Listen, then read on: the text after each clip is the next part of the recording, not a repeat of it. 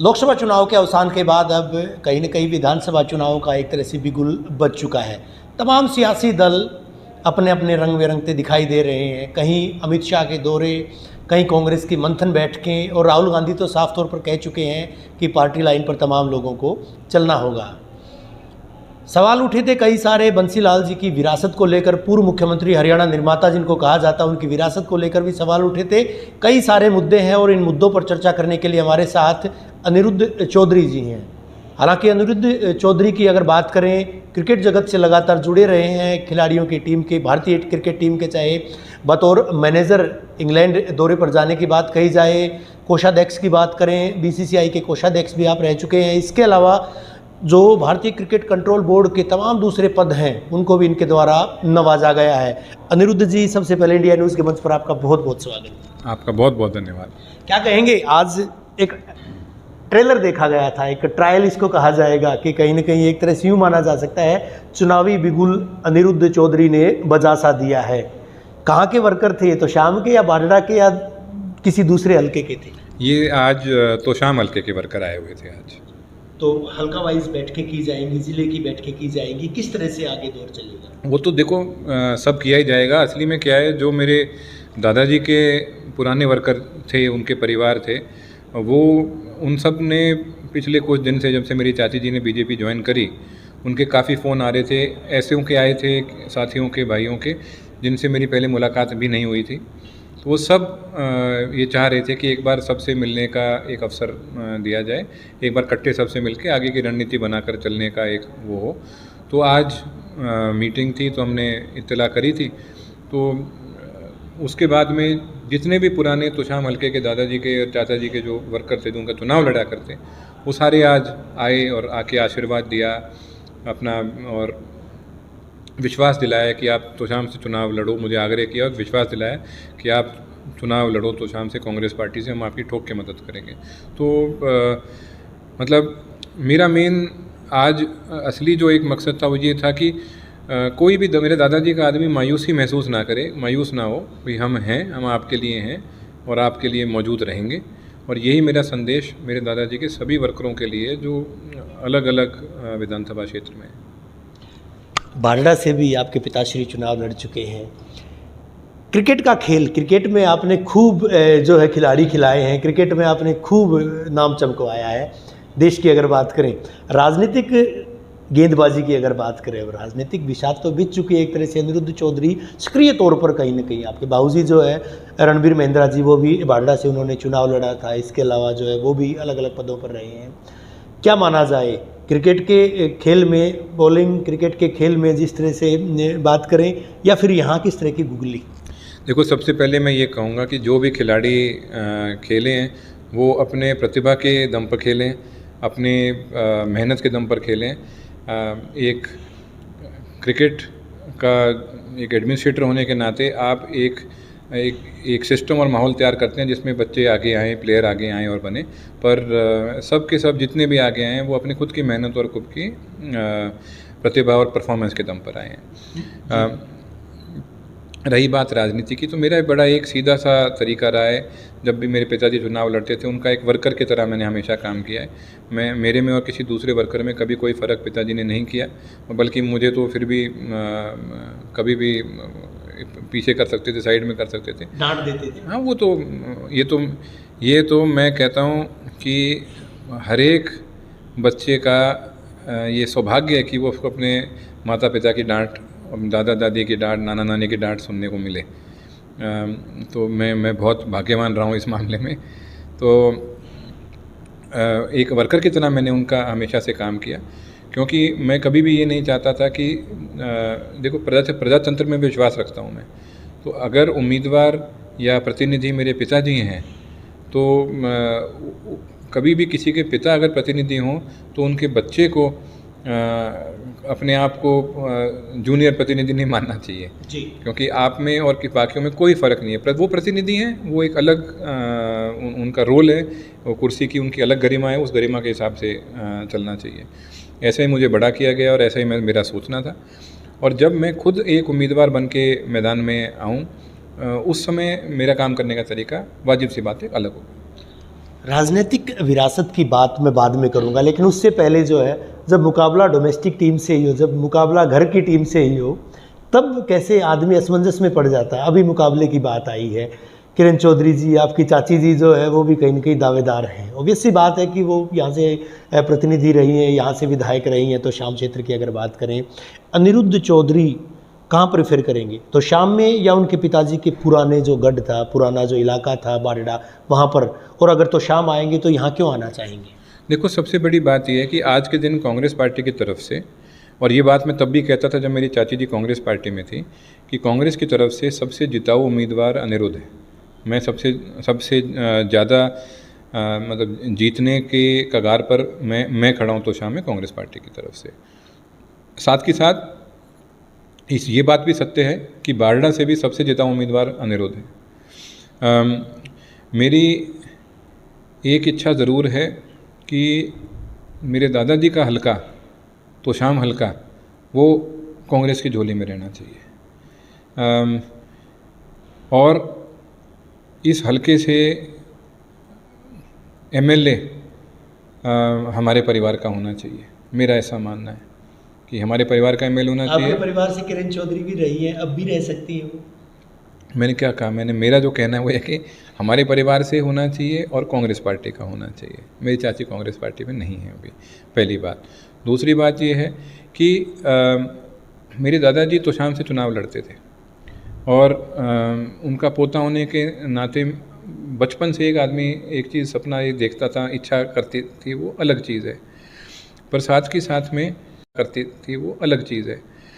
पर साथ के साथ में बारडा में मेरे बहुत प्यारे साथी हैं, बहुत मतलब पुराने साथी हैं, जो मैं ज़िंदगी भर उनका साथ नहीं छोड़ सकता, ना वो मेरा साथ छोड़ेंगे।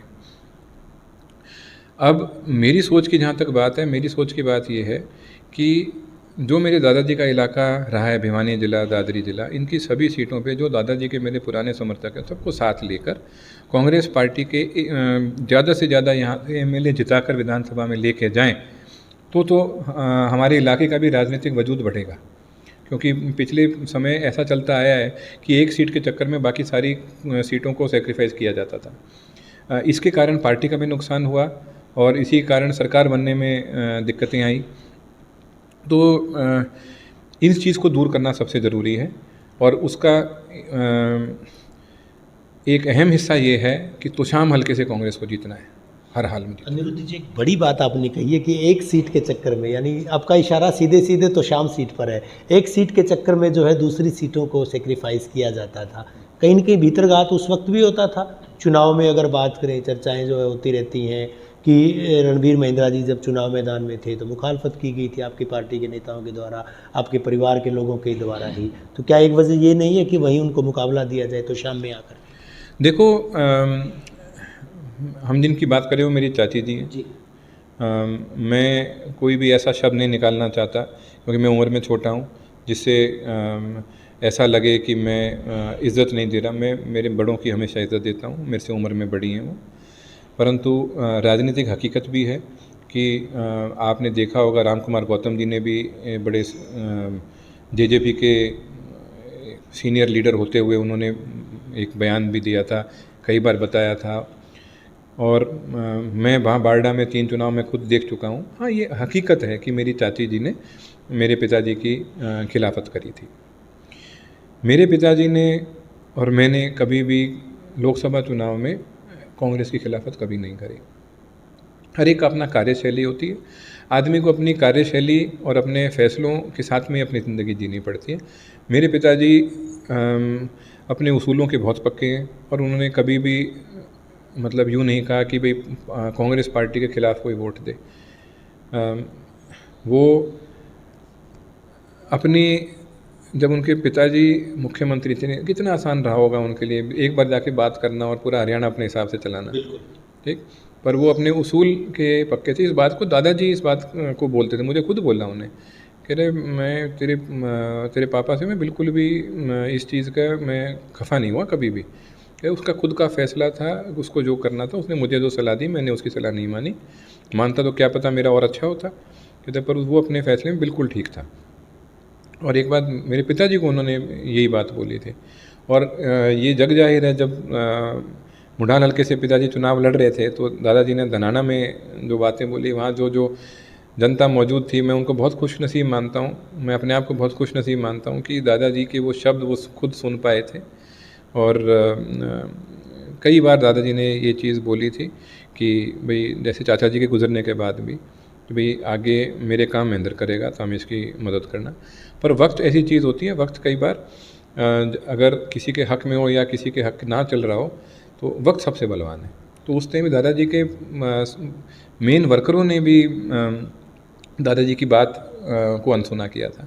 तो वक्त है, वक्त बदलता है। और हाँ, मैं ये आपने जो बात करी, हाँ परिवार से ही मेरी चाची बीजेपी से उम्मीदवार हो सकती हैं। अभी तो उनकी भी लिस्ट नहीं आई, यहाँ की भी लिस्ट नहीं आई, ठीक है, उम्मीदवार हो सकती हैं और होंगी तो मुझे इसमें कोई शंका नहीं है। हम सब ने बचपन में महाभारत देखी है, पढ़ी है, सुनी है और मैं समझता हूँ मैं अर्जुन हूँ और जो सारे आज वर्कर इकट्ठे हुए थे वो मेरे कृष्ण हैं।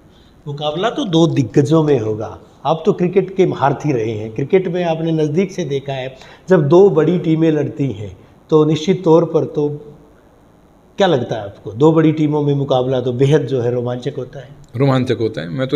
मुझे तो ये चीज़ बहुत पसंद आएगी, मुझे तो बड़ा अच्छा लगेगा क्योंकि आसान चीज़ तो कोई भी कर सकता है। ये रोमांचक चीज़ करने में जो आनंद है वो साधारण तो चीज़ करने कौन में। सी टीम मानते हैं आप? हैं? चर्चा भी आई थी, खुद को कौन सी टीम मानते हैं? स्कॉटलैंड की जगह खड़ा देखते हैं या फिर बड़ी दिग्गज टीम भारत की जगह खड़ा? मैं तो देखो, मैं बीसीसीआई से भी जुड़ा रहा हूँ, मेरे तो मतलब खून में मैं मानता हूँ कि भारतीय टीम है, तो मैं तो अपने आप को भारतीय दूसरी टीम टीम मानता कौन सी हुई फिर जिसका मुकाबला लोग देखना चाहते हैं? हूँ। देखो, सबसे ज़्यादा तो लोग भारत पाकिस्तान को देखना चाहते हैं, तो जी, हाँ, तो मैं अपने आप को भारत की टीम मानता हूँ। और मैं फिर से वो बताता हूँ, मैं अपने आप को अर्जुन मानता हूँ और ये जो वर्कर हैं, साथी हैं, दादाजी के आदमी हैं, वो मेरे अर्जुन हैं। तो दूसरा पक्ष है वो कौन हुआ फिर महाभारत में? महाभारत में दूसरा पक्ष तो कौरवों का रहा है। जो गद्दी पे आसीन रहे हैं वो कौरव थे और पत्थरों में, जंगलों में घूम के, वनवास काट के आके जीत पांडवों ने करी थी। तो आपको नहीं लगता अनिरुद्ध जी, पारिवारिक अगर बात करें, अगर चौधरी बंसीलाल परिवार एक होता, सुरेंद्र सिंह परिवार, महेंद्रा जी का परिवार एक होता तो निश्चित तौर पर हरियाणा में सबसे मजबूत राजनीतिक परिवार होता?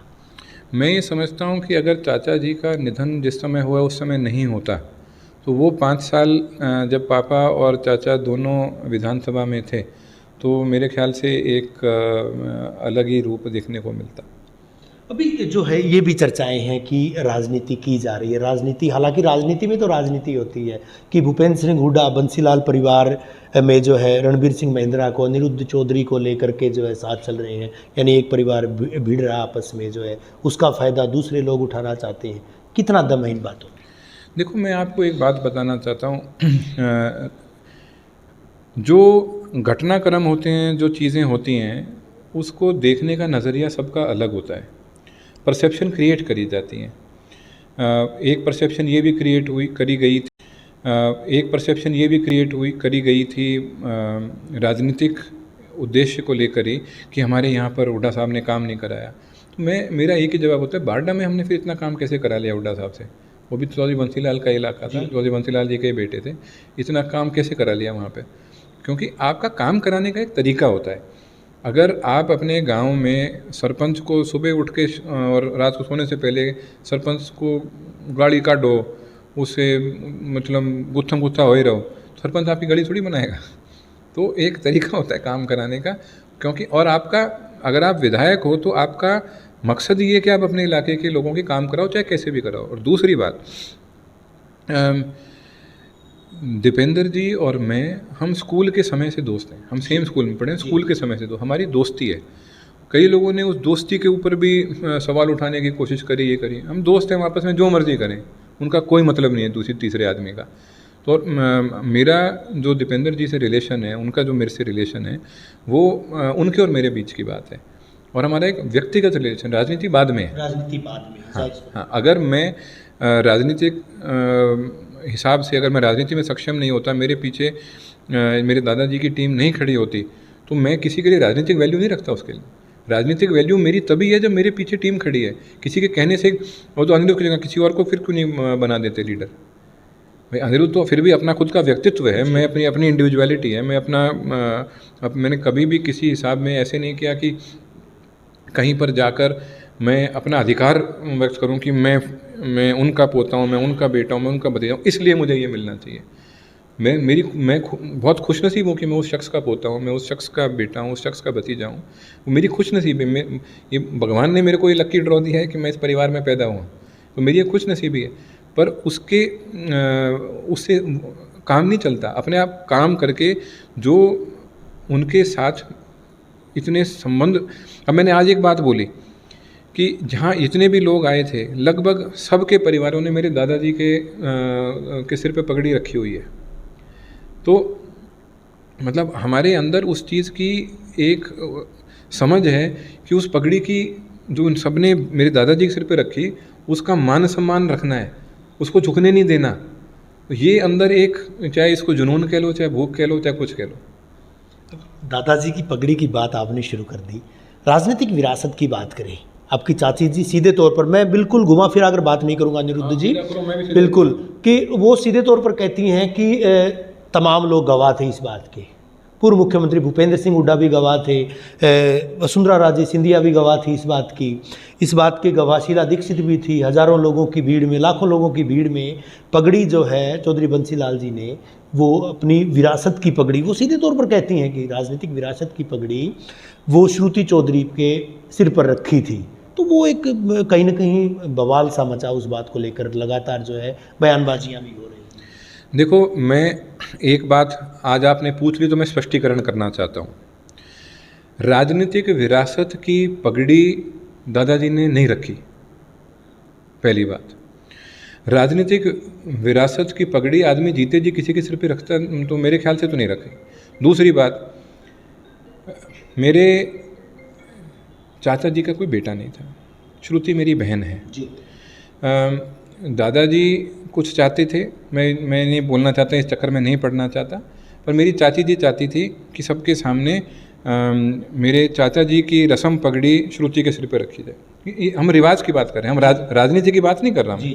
वहाँ राजनीति नहीं थी, वहाँ एक रिवाज अनुसार कुछ चीज़ होने की थी, बेटी को प्रभुत्व दिए जाने की बात। हाँ, जो कि भाई जो हर किसी के घर में रस्म पगड़ी होती है, ठीक, और उसके नियम होते हैं। यहाँ पे भिवानी में पंडित रामविलास जी थे, बहुत ही निपुण और जाने माने विज्ञान थे, मतलब ज्ञानी थे, शास्त्रों के पंडित थे। उनसे पूछा तो उन्होंने बताया कि अगर बेटा नहीं हो तो पहला ये, दूसरा ये, तीसरा ये, फिर कहीं जाके आए थे। तो उन्होंने कहा, तो चाची जी चाहती थी कि श्रुति के सर पे रखो। एक बात ये थी कि भाई दामाद के सिर पे रखे, तो उस पर दादाजी बोले भाई ये काम ना करो। तो खैर उन्होंने तो चाचा की रस्म पगड़ी श्रुति के सिर पे उनके मामा ने रखी थी, श्रुति के मामा ने रखी थी। क्योंकि मैं वहीं था, वहाँ पर मेरे जो दादाजी थे रघबीर सिंह जी, वो आए थे कि बाबूजी चलो श्रुति की पगड़ी रखनी है, तो उसको मामा धरेगा। ये मैं उनके पीछे खड़ा था, मेरे सामने की बात है। तो पहली बात तो ये है कि श्रुति के सिर पर मेरे चाचा जी की रस्म पगड़ी जो कि उस पर वो पगड़ी श्रुति के सिर पे रखी गई थी, ठीक, वो मेरे चाचा जी की पगड़ी थी। राजनीति का यहाँ पे कोई लेना, हाँ वहाँ पर सारे राजनीति वाले लोग बैठे हुए थे क्योंकि मेरे चाचा जी राजनीतिक आदमी थे। मेरे दादा वहाँ पे सारे मेरे दादाजी के साथ सहानुभूति के कारण आए हुए थे, चौधरी बंसीलाल जी के कारण वहाँ पे सारे आए हुए थे, उनका बेटा गुजरा था। फिर उसके बाद में मेरे दादाजी कांग्रेस हाईकमांड वगैरह सब जगह एक बात बोली थी कि जब इंदिरा जी ने संजय को आगे कर रखा था, पर संजय जी के गुजरने के बाद में उन्होंने मेनका जी को आगे नहीं किया, उन्होंने राजीव जी को आगे किया। तो उसी तरीके से सुरेंद्र के गुजरने के बाद मैं चाहता हूँ महेंद्र आगे हो, मैं इसको बनाओ। ये दादाजी ने खुद ये बात बोली हुई थी, लोगों को बोली थी। और दादाजी चाहते थे उस समय कि तोशाम से श्रुति चुनाव लड़े, ठीक, और उनको दादाजी को यही बताया गया आखिरी समय तक कि हाँ श्रुति लड़ेगी। फिर आगे क्या हुआ घटनाक्रम में मैं ज़्यादा डिटेल में नहीं जानना चाहता, पर इस बात से दादाजी थोड़े क्या बहुत खफा थे कि भी मैं तो चाह रहा था कि ये और मेरे साथ ऐसा हुआ, तो परेशान। तो हम कहते हैं कोई बात नहीं, हम साथ में रहते थे, कोई बात नहीं, कोई बात, चलो। तो फिर दादाजी के गुजरने के बाद में रस्म के हिसाब से दादाजी के बड़े बेटे मेरे पिताजी थे, उनके सिर पर पगड़ी रखी गई थी, ठीक। और मैं आपको एक बात बताना चाहता हूँ, जो घटनाक्रम होते हैं, जो चीज़ें होती हैं, उसको देखने का नज़रिया सबका अलग होता है, परसेप्शन क्रिएट करी जाती हैं। एक परसेप्शन ये भी करी गई थी राजनीतिक उद्देश्य को लेकर ही कि हमारे यहाँ पर हुड्डा साहब ने काम नहीं कराया। तो मेरा एक ही जवाब होता है, बारडा में हमने फिर इतना काम कैसे करा लिया हुड्डा साहब से? वो भी चौधरी बंसीलाल का इलाका था, चौधरी बंसीलाल जी के बेटे थे, इतना काम कैसे करा लिया वहाँ पे? क्योंकि आपका काम कराने का एक तरीका होता है। अगर आप अपने गांव में सरपंच को सुबह उठ के और रात को सोने से पहले सरपंच को गाड़ी काटो, उससे मतलब गुत्थम गुत्था हो ही रहो, सरपंच आपकी गाड़ी थोड़ी बनाएगा। तो एक तरीका होता है काम कराने का, क्योंकि और आपका अगर आप विधायक हो तो आपका मकसद ये है कि आप अपने इलाके के लोगों के काम कराओ, चाहे कैसे भी कराओ। और दूसरी बात, दीपेंद्र जी और मैं, हम स्कूल के समय से दोस्त हैं, हम सेम स्कूल में पढ़े, स्कूल के समय से हमारी दोस्ती है। कई लोगों ने उस दोस्ती के ऊपर भी सवाल उठाने की कोशिश करी, ये करी। हम दोस्त हैं, आपस में जो मर्जी करें, उनका कोई मतलब नहीं है तीसरे आदमी का। तो मेरा जो दीपेंद्र जी से रिलेशन है, उनका जो मेरे से रिलेशन है, वो उनके और मेरे बीच की बात है।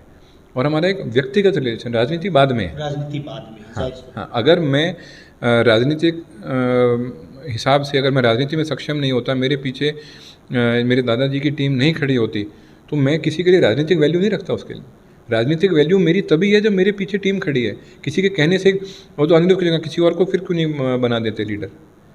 भाई अनिरुद्ध तो फिर भी अपना खुद का व्यक्तित्व है, मैं अपनी इंडिविजुअलिटी है, मैं मैंने कभी भी किसी हिसाब में ऐसे नहीं किया कि कहीं पर जाकर मैं अपना अधिकार व्यक्त करूं कि मैं उनका पोता हूं, मैं उनका बेटा हूं, मैं उनका भतीजा हूं, इसलिए मुझे ये मिलना चाहिए।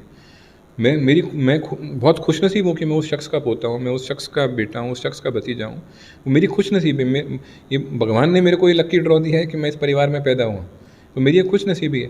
पर उससे काम नहीं चलता। अपने आप काम करके जो उनके साथ इतने संबंध। अब मैंने आज एक बात बोली कि जहाँ इतने भी लोग आए थे, लगभग सबके परिवारों ने मेरे दादाजी के सिर पे पगड़ी रखी हुई है। तो मतलब हमारे अंदर उस चीज़ की एक समझ है कि उस पगड़ी की जो उन सब ने मेरे दादाजी के सिर पे रखी, उसका मान सम्मान रखना है, उसको झुकने नहीं देना। तो ये अंदर एक, चाहे इसको जुनून कह लो, चाहे भूख कह लो, चाहे कुछ कह लो। दादाजी की पगड़ी की बात आपने शुरू कर दी। राजनीतिक विरासत की बात करें, आपकी चाची जी सीधे तौर पर, मैं बिल्कुल घुमा फिरा कर बात नहीं करूंगा अनिरुद्ध जी, बिल्कुल, कि वो सीधे तौर पर कहती हैं कि तमाम लोग गवाह थे इस बात के।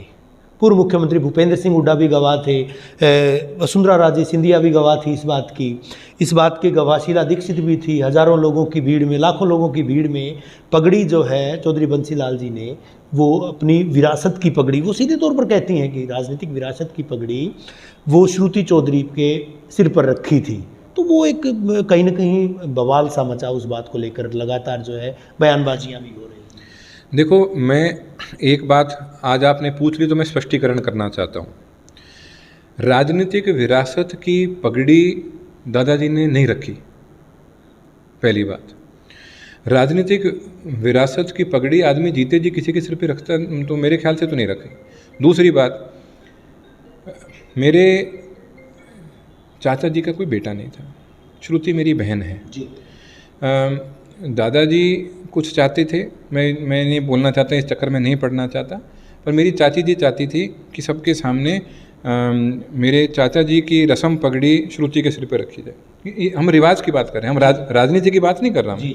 वहाँ राजनीति नहीं थी, वो वहाँ एक रिवाज अनुसार कुछ चीज़ होने की थी, बेटी को प्रभुत्व दिए जाने की बात। हाँ, जो कि भाई जो हर किसी के घर में रस्म पगड़ी होती है, ठीक, और उसके नियम होते हैं। यहाँ पे भिवानी में पंडित रामविलास जी थे, बहुत बहुत ही निपुण और जाने माने विज्ञान थे, मतलब ज्ञानी थे, शास्त्रों के पंडित थे। उनसे पूछा तो उन्होंने बताया कि अगर बेटा नहीं हो तो पहला ये, दूसरा ये, तीसरा ये, फिर कहीं जाके बेटा है। तो उन्होंने कहा तो चाची जी चाहती थी कि श्रुति के सर पे रखो। एक बात ये थी कि भाई दामाद के सिर पे रखे, तो उस पर दादाजी बोले भाई ये काम ना करो। तो खैर उन्होंने जो चाचा की रस्म पगड़ी श्रुति के सिर पे उनके मामा ने रखी थी, श्रुति के मामा ने रखी थी। क्योंकि मैं वहीं था, वहाँ पर मेरे जो दादाजी थे रघबीर सिंह जी, वो आए थे कि बाबूजी चलो श्रुति की पगड़ी रखनी है, तो उसको मामा धरेगा। ये मैं उनके पीछे खड़ा था, मेरे सामने की बात है। तो पहली बात तो ये है कि श्रुति के सिर पर मेरे चाचा जी की रस्म पगड़ी जो कि उस पर वो पगड़ी श्रुति के सिर पे रखी गई थी, ठीक, वो मेरे चाचा जी की पगड़ी थी। राजनीति का यहाँ पे कोई लेना, हाँ वहाँ पर सारे राजनीति वाले लोग बैठे हुए थे, क्योंकि मेरे चाचा जी राजनीतिक आदमी थे। मेरे दादा वहाँ पे सारे मेरे दादाजी के साथ सहानुभूति के कारण आए हुए थे। चौधरी बंसीलाल जी के कारण वहाँ पे सारे आए हुए थे, उनका बेटा गुजरा था। फिर उसके बाद में मेरे दादाजी कांग्रेस हाईकमांड वगैरह सब जगह एक बात बोली थी कि जब इंदिरा जी ने संजय को आगे कर रखा था, पर संजय जी के गुजरने के बाद में उन्होंने मेनका जी को आगे नहीं किया, उन्होंने राजीव जी को आगे किया। तो उसी तरीके से सुरेंद्र के गुजरने के बाद मैं चाहता हूँ महेंद्र आगे हो, मैं इसको बनाओ। ये दादाजी ने खुद ये बात बोली हुई थी, लोगों को बोली थी। और दादाजी चाहते थे उस समय कि तोशाम से श्रुति चुनाव लड़े, ठीक, और उनको दादाजी को यही बताया गया आखिरी समय तक कि हाँ श्रुति लड़ेगी। फिर आगे क्या हुआ घटनाक्रम में मैं ज़्यादा डिटेल में नहीं जाना चाहता, पर इस बात से दादाजी थोड़े क्या बहुत खफा थे कि भी मैं तो चाह रहा था कि ये और मेरे साथ ऐसा हुआ, तो परेशान। तो हम कहते कोई बात नहीं, हम साथ में रहते जी, कोई बात नहीं, कोई बात, चलो। तो हम कहते कोई बात नहीं, हम साथ में रहते जी, कोई बात नहीं, कोई बात, चलो। तो फिर दादाजी के गुजरने के बाद में रस्म के हिसाब से दादाजी के बड़े बेटे मेरे पिताजी थे, उनके सिर पर पगड़ी रखी गई थी, ठीक। और अब इसमें दोनों चीज़ आ जाती हैं। दादाजी की पगड़ी मेरे पिताजी के सिर पर रखी गई थी, मैं उनका बेटा हूँ, मैं अभी उनके आदेश को नहीं टाल सकता मैं, वो मेरे पिताजी, ठीक। और शास्त्रों में है कि भाई पिता की आत्मा पुत्र में वास करती है, ठीक। तो जो अपने रीति रिवाज के हिसाब से मेरे पिताजी मेरे दादाजी के वारिस हैं, ठीक, आगे मैं हूँगा। रहा राजनीति की बात है, अगर चौधरी बंसीलाल की खुद की बात करें तो चौधरी बंसीलाल ने कहा था मेरा बड़ा बेटा ये आगे का संभालेगा, परंतु राजनीति ऐसे नहीं चलती। राजनीति ने क्या दिखाया कि उनके दादाजी के जो समर्थक थे उस समय, उन्होंने भी उस समय भावनाओं में आके कैसे करके मेरी चाची को साथ दिया, जी, ठीक है। जिसके जो लिखा होता है वो उसको मिलता है, मेरी चाची जी को बहुत मिला। राजनीतिक विरासत वर्कर तय करते हैं, जनता तय करती है। और आज कहीं ना कहीं मुझे वो चीज़ यहाँ घर पर दिखी जब तोशाम हल्के का विरासत थी, जो पगड़ी रखी गई थी वो सामाजिक विरासत के हिसाब से, रिचुअल्स के हिसाब से। बिल्कुल ये हकीकत यही है। अब आगे जैसा मैंने बताया था, हर चीज़ को एक परसेप्शन दी जाती है। अब वो परसेप्शन, अब जैसे अभी रिसेंटली मेरी चाची जी का एक बयान था, वो मोदी जी ने जाके संविधान को यूँ किया, भाई हम ही झूठ फैला रहे थे, तो हो सकता है और कितने ऐसे फैलाए, मैं नहीं कह उस बारे में जानना चाहता। पर असली बात तो ये अपने जीते जी अपनी पगड़ी कोई मतलब कोई रस्म है ही नहीं कि मैं जीते जी अपनी पगड़ी किसी पे वो रखूँ कि अब भाई सब इसका हो गया। अच्छा, आपकी पार्टी के सांसद जयप्रकाश जी ने ये मुद्दा उठाया था जींद में भरी सभा में कि जो विरासत की पगड़ी होती है वो बेटियां नहीं संभाल सकती हैं, वो तो बेटे ही संभालते हैं। आपका साफ तौर पर नाम भी लिया था कि अनिरुद्ध चौधरी जो है वो असली वारिस हैं चौधरी बंसीलाल के, उसको किस मायने में लिया जाए? मैंने इस बारे में बड़े विस्तार से आपको सारा बता दिया। मेरा ये विचार है, मतलब मैं तो ये भी बताऊंगा, मेरे चाचा जी की पगड़ी श्रुति के सर पे रखी गई, ठीक है, उनकी है उस हिसाब से रखी गई। दादाजी कुछ और चाहते थे, पर जिस हिसाब से रखी गई चलो ठीक है भाई, उनकी मर्जी है। और तो अब जेपी जी ने किस संदर्भ में वो बोला, किस तरीके से, किन शब्दों का वो बोला, मैं वहाँ था नहीं। मैं इस चीज़ का दादाजी चाहते थे अनिरुद्ध जी के ये पगड़ी जो है वो अनिरुद्ध जी के सिर पर भी रखी थी। उनके शब्द बहुत ईमानदारी से, जरा जो तमाम लोग, हरियाणा के लोग जानना चाहते हैं उस परिवार से हैं आप। नहीं, मैं आपको ये कह रहा हूँ, आप राजनीतिक की बात कर रहे हो या रिवाजों की बात कर रहे हो? उस वक्त रिवाज और उस वक्त रिवाज के अनुसार उन्होंने ये कहा था, भाई मेरे हिसाब से, उन्होंने मुझे वो चौधरी बोलते थे, मेरे हिसाब से चौधरी के सिर पर रखनी चाहिए, पर बटियों के सिर पर ना रखो, बाकी तुमने जिस तरह करना है काम कर लो, बटियों के सिर पे ना रखिए। अच्छा, राजनीतिक विरासत के लिहाज से कुछ जो आपके ओपोनेंट, जो विरोधी हैं, वो ये भी चर्चा करते हैं कि जब बेटी की शादी थी तब बंसीलाल जी को दरकिनार किया गया था, कन्यादान करने कोई और आया था, उस चीज़ को भी कहीं ना कहीं, और राजनीतिक लाभ लेने के लिए चौधरी बंसीलाल के नाम का सहारा लिया जाता है। मेरी बहन का कन्यादान मेरे पिताजी ने किया था, मेरे पिताजी ने किया था। अब राजनीति जहाँ तक आती है, राजनीति में वही बात है, मैं अभी पहले भी किसी को बताया था कि परिवारों में कई बार आपस में मनमुटाव होता है, हर परिवार में होता है। राजनीतिक परिवार में अगर मनमुटाव हो तो वो पब्लिक हो जाता है। जी जी, ठीक है। मेरी सिस्टर की शादी का कार्ड मेरी बड़ी दादी के नाम पे था, मेरी बड़ी दादी की तरफ से था, श्रीमती धापा देवी इनवाइट्स यू, और उनकी तरफ से इनविटेशन गए थे सबको। जी जी, हाँ, तो और उस समय 98 का पार्लियामेंट का चुनाव चल रहा था। तो वही है एक राजनीतिक परिवार की कई अच्छाइयाँ खूब वो रहती हैं और कई अभिशाप भी बन जाते हैं।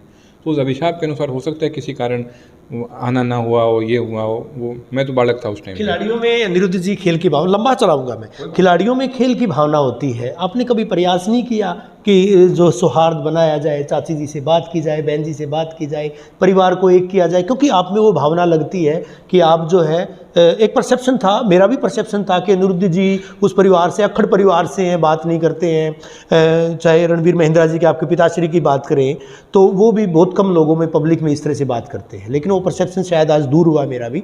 आपको नहीं लगता कि वो प्रयास किए जाने चाहिए थे, परिवार के लिए भी सौहार्दपूर्ण तरीके से बातचीत की जाती, परिवार को और स्ट्रेंथन किया जाता? देखो ऐसा है, मैं जब भी या राजनीतिक महत्वाकांक्षा कहीं आड़े आई इस बार? राजनीतिक महत्वाकांक्षा का कोई वो नहीं है।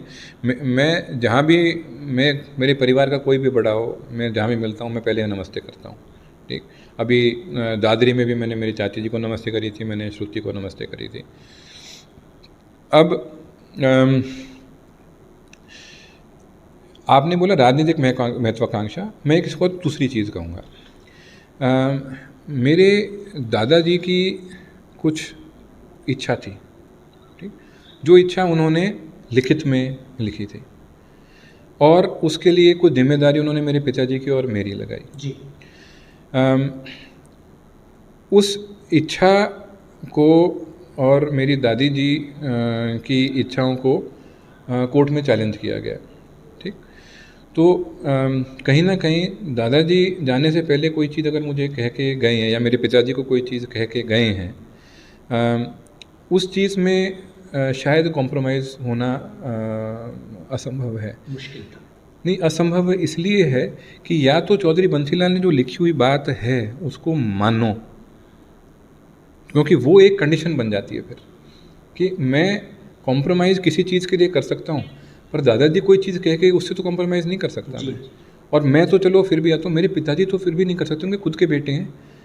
एक पिता जाते हुए अपने बेटे को कोई चीज़ अगर कह के जाए कि ऐसे करनी है, और मेरे पिताजी जिस तरह के आदमी हैं, मतलब चाहे कुछ हो जाए, वो उसके बाद में, हाँ, अगर वो चीज़ जो दादाजी ने कही थी यूँ अगर वो मान लेते, तो मैं कह रहा हूँ मान सम्मान